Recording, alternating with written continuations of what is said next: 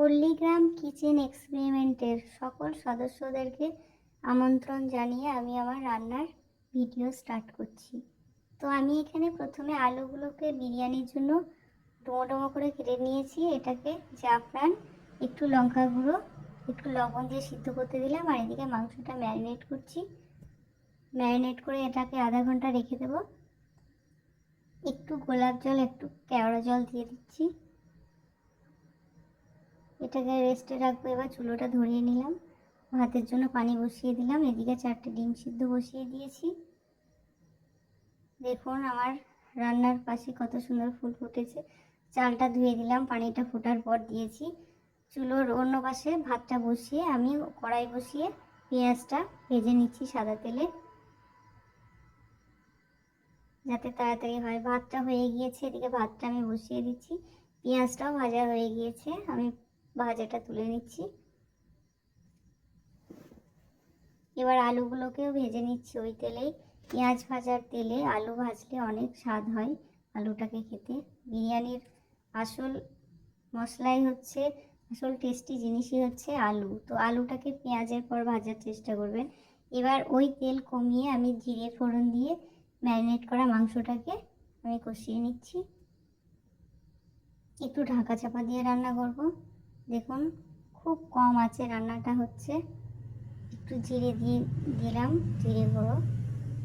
তো মাংসটা আমার হয়ে গিয়েছে, নামিয়ে নিচ্ছি। আমি বিরিয়ানির সমস্ত সরঞ্জাম গুছিয়ে নিয়েছি।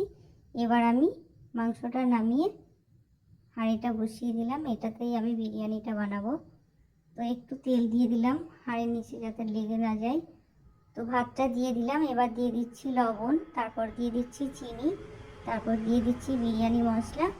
এবার দিয়ে দেবো পেঁয়াজ ভাজা, তারপর দিয়ে দিচ্ছি আলুগুলো, এরপর দিয়ে দেবো মাংস। তো এইভাবে করে আমি পরপর সাজাতে থাকবো। দেখুন আবারও ভাত দিয়ে দিচ্ছি, দিয়ে দেবো লবণ পরিমাণ মতো, স্বাদ মতো। চিনি দিয়ে দিচ্ছি, যাদের সুগার আছে চিনিটা স্কিপ করতে পারেন। এখানে পেঁয়াজ ভাজা আলু দিয়ে দিলাম।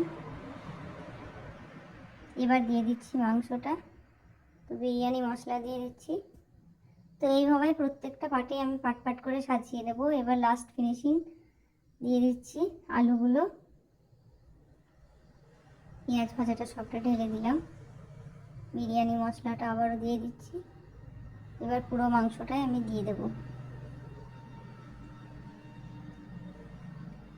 এবার দিয়ে দিচ্ছি পেঁয়াজ ভাজা তেলটা। অবশ্যই পেঁয়াজ ভাজা তেলটা দেওয়ার চেষ্টা করবেন। এবার দিয়ে দিলাম ঘি। আমি কম দিয়েছি ঘি, কারণ বেশি রিচ যাতে না হয়, একটু কমই দেওয়া হয়েছে তেল আর ঘি। তো এবার একটু কেওড়া জল আর গোলাপ জল দিয়ে এটাকে আমি দমে বসিয়ে রাখবো। এবার আমি সার্ভের জন্য আমার গাছ থেকে কিছুটা লঙ্কা তুলে নিচ্ছি। তো দম হয়ে গিয়েছে, এবার আমি একটু ঝাঁকড়িয়ে নিচ্ছি। দেখুন একটা ভাতও ভেঙে যায়নি, কত সুন্দর ঝরঝরে হয়েছে। এবার আমি সার্ভ করে দেখাবো।